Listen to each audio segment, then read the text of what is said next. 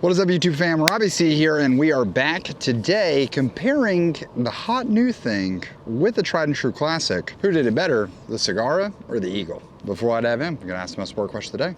How you doing today, Lawrence? You having a good one? So catch me if I fall.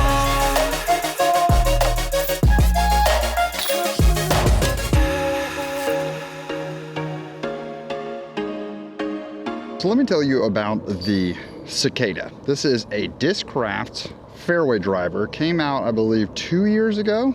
Flight numbers, I believe, are 75-11. This is a neutral to understable fairway driver. And I think a lot of people who throw the Cicada would probably tell you it definitely is a little more understable than the numbers would imply. As a guy who was throwing the Sting regularly, I thought that this was a nice sort of, I thought it was gonna be a compliment, but it kind of did exactly what the Sting wanted to do. Maybe not as understable as the Sting for sure, but the straight flight that I got out of a Stalker, it also seemed to have, at least to a degree. But recently, player Anthony Barella came around and decided he wanted to take the Cicada and make it a little bit more overstable. And thus, the Cigarra was born. Now, obviously, this isn't the first time that Discraft has sort of created a mold for someone.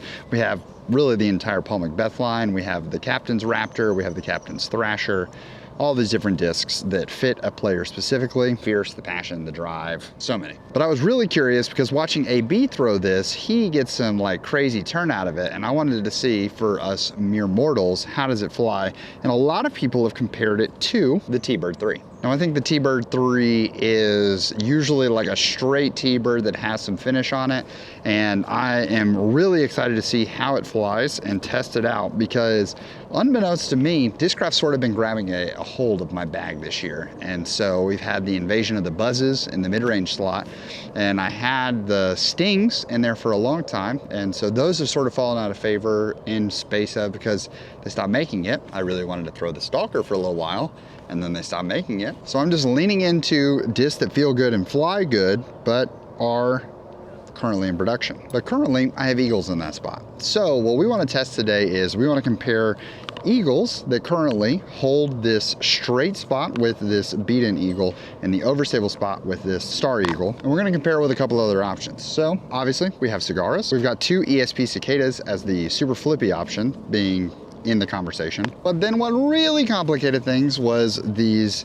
Z Sparkle Cicadas that we just dropped over on Foundation, and these are like a more overstable Cicada. So it's curious, where does this fall into the lineup? And where are my fairway drivers gonna fall in this, all the way from an ozone on the super flippy side up to before I get to my felons on the overstable side. So we're gonna play an undetermined amount of holes. We're gonna throw a lot of shots. I brought two of each mold so that if I get a bad shot on one of them, I can sort of readjust and throw again. Now, funny note on my Cigarras and my Cicadas is that I have Z Sparkle Cicadas and Cigarras that are both red and purple, and my lighter weight Cigarras and Cicadas are in purple, max weights are in red. So I'm gonna throw them side by side, and I'll just have to explain and like say before I throw them, because that way you guys don't get confused. But lighter weight, max weights. So let's go ahead and throw all four. We're going to the long pin that's 339 feet. And we're gonna start off with a turnover because that's my worst shot. So no expectations because we're just coming out of the car. We're gonna try to throw these flat and get them to drift just a little bit. We're gonna start with the ESP Cicada.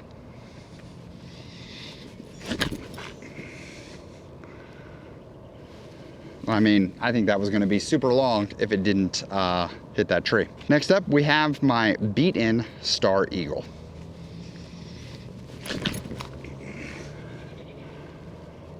You can see, still holds that drift just like we wanted out of the others, but has a little bit more stability at the end. Next, we got Z Sparkle Cicada. Okay, that one we threw nose up. Certainly our worst release, but don't worry, we brought two for exactly that reason. There we go, much better. That's in the bucket. Oh, whew. And now for the Cigarra. Okay, that one we got over on the most. We got the most and Hyzer out of that, and it faded out the most. That's a good sign for what we're looking for. Because I guess key point of the video, we're hoping that there is a difference between the Cigarra and the Cicada, at least between the ESP and the Cigarra. But even better if there's a difference between all three and they can all sort of fill slots. Now next, we want to see these things on some Hyzer. That was an Hyzer. Let's see what they do on Hyzer and just give a chance to really see if they'll hold that fade. Do they stand up? What's happening? We're gonna start once again, ESP Cicada.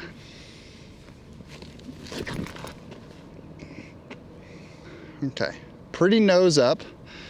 But even being pretty nose up, it still stands up almost immediately. The ESP Cicada, certainly the flippiest of the options.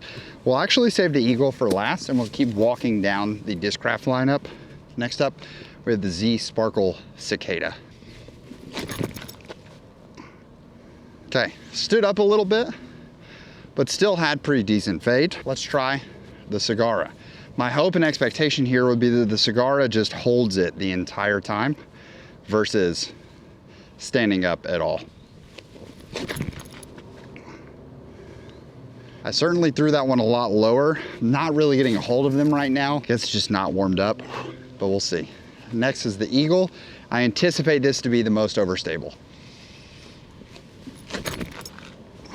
Yeah, I got a hold of that one the best, pulled it the most right, and you can see that it's still faded back, which is good. Because we're here and there's no one behind us, let's go ahead and run that test again. This is ESP Cicada. Okay, started on Hyzer, pulled it a little bit, and immediately stood up and rode to flat.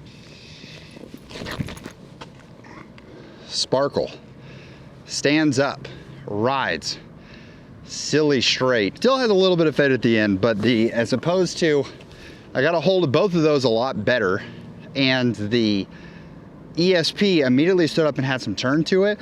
The Z Sparkle held straight. Let's see what happens if we can hopefully get a hold of the Cigarra now. Good news is, we hit a tree right there. We can pick that up and go again. Better, a lot more height, and it just fades the entire time. That's nice. Now this Eagle is probably gonna, if I get a hold of it well, gonna show you why it's not an ordinary Eagle. I didn't get a hold of it well, and it still stood all the way up. Now let's talk about an important distinction between, I've got these max weight heavier discs and the lighter weight options. And when I say lighter weight, I mean like, this one is 167 to 169, 167 to 169, 167 to 169, and then this one is just really old and seasoned. So why the distinction between the two? I think often when flight numbers are assigned to a disc, they're assigned max weight discs with someone throwing them at the speed they're supposed to be thrown to. But if you want to cheat the system a little bit and allow things to fall more into your range, or maybe you don't have the arm speed to necessarily consistently hit what these are trying to do every time, well, taking a few grams off sort of lowers that threshold, allowing you to hit those more consistently. So I know in theory that these are going to be easier to get to that spot. So I have to sort of judge accordingly that what am I trying to use this disc for? ESP Cicada, for instance, I want to be flippy so that I can throw it on a little bit of Hyzer and watch it stand up and hold straight, or even stand up and turn a good bit, unlike my Ozone that I know is gonna turn every single time. But the Z Sparkle Cicada, am I trying to throw it more consistently on Hyzer, getting it to stand up and ride straight, or am I trying to get it to actually have some fade? Because if I want that fade, I'm gonna go with the heavier weight one that probably has a little more stability to it. But if I want that easy straight shot, then for me, that comfortable angle is gonna be baby Hyzer, then maybe the lighter weight one is the right choice. But the Cigarra, on the other hand, I want to be overstable because I'm having it as that next step up. So having the lighter weight one, if it's not that super overstable of a mold, maybe it holds the bag. Or maybe there's a world that when I start adding the distance that we're going for with Clint, that maybe both of these land in the bag, and instead of like the Cigarra holding this spot, these two Cigarras hold here, and that Z Sparkle Cicada moves down. It's a constant ebb and flow happening in the bag. I guess what I'm trying to say is don't be afraid to mess around with the weight of the disc and see, hey, does throwing something lighter throw off me throwing the shot very well, or does it actually allow me to play even better? What we're gonna try to do here is we're gonna try to throw flat. I just wanna see what these do going down the hill, and we're gonna use the overstable versions trying to throw flat just to see what happens and if they get any natural turn out of them. So we'll start once again with the ESP, and we have a tailwind. So immediately this goes out the door because things are more overstable in the tailwind. Okay, even in a tailwind, that ESP still drifted to the right. Try the Z Sparkle and see what it does.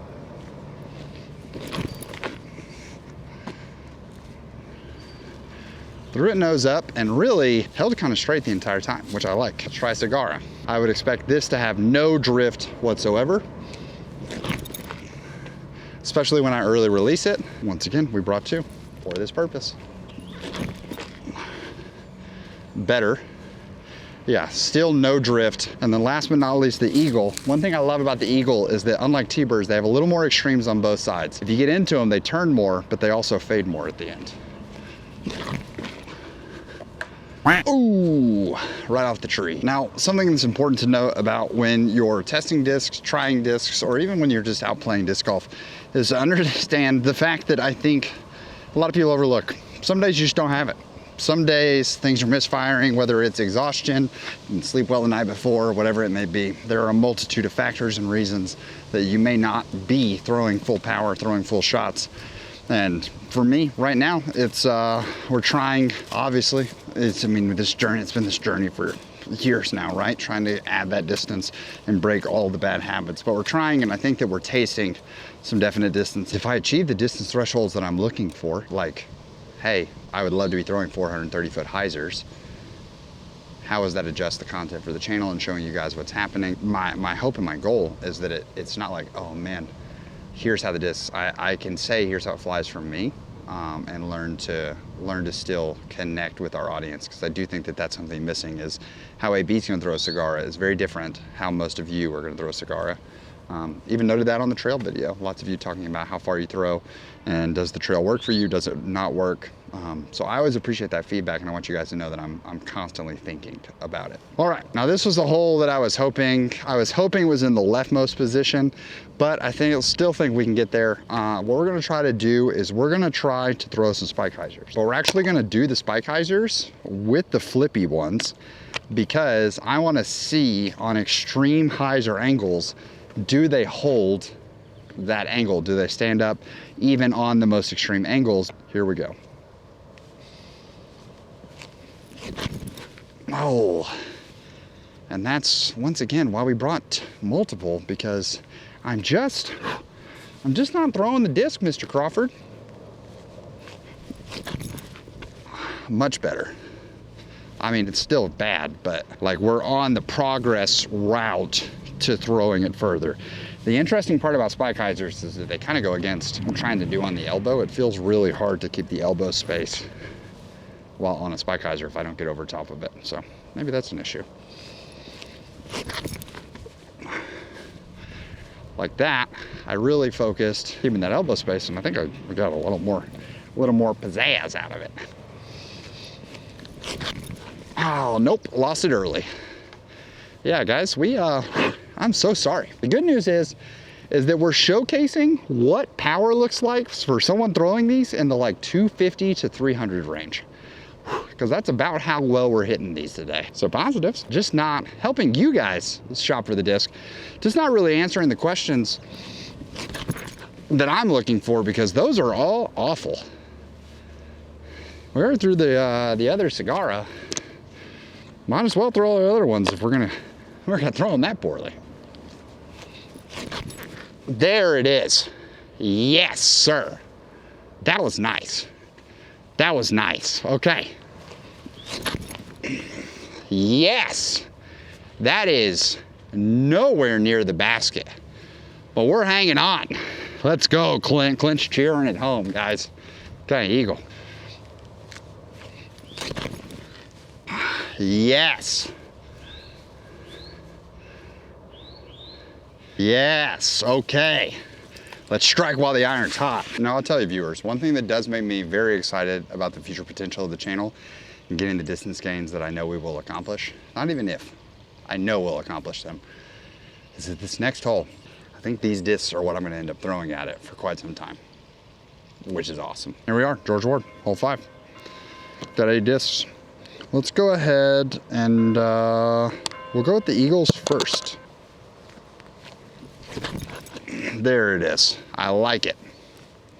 So here's the thing, is that Clint and I were talking, ladies and gentlemen, and we said, if you can grip lock everything for the next month, that's ideal, because we'll learn to aim it in a bit. So I'm okay that it grip locked that far right. Yeah. Cicada. Okay, is that lady?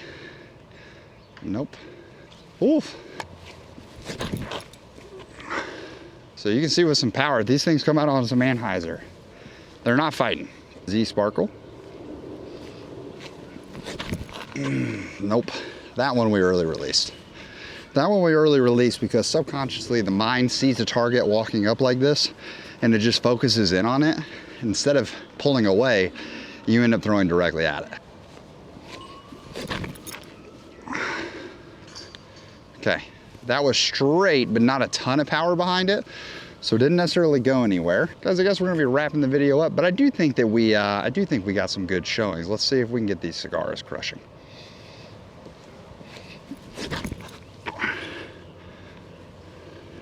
Heads up! Okay, we got some turn out of it. That was nice. We got some turn out of it, which was great. She was way far away, but you know, you never can be too careful, guys. If you're playing in a park with spectators or walkers, always be the one to yell. That we got a lot of turn out of, and it still gets to the end of its flight and started fading, just not enough height. Guys, this might be money. What are our takeaways from the video? Because we said that we don't really have it today, and when we did have it, we're in Grip Lock City. So I think the moral of the story is, for the rest of April, we can't do disc reviews because that's just not ideal. Welcome to the perks of, often this is the struggle of like, what type of creator do you want to be? Do you want to be a creator that's good at disc golf? Do you want to be a creator that teaches disc golf? Por qué no los dos? But also, do you want to be a reviewer of discs? Because if you want to review discs, at a certain point, you just got to stop trying to get better and start throwing consistent. It's a wild world we live in. Wild world we live in. So for right now, I have to play the game that, you know, I feel like isn't talked about in disc golf very often, and that is the how do you choose discs and build your bag during the middle of form change game.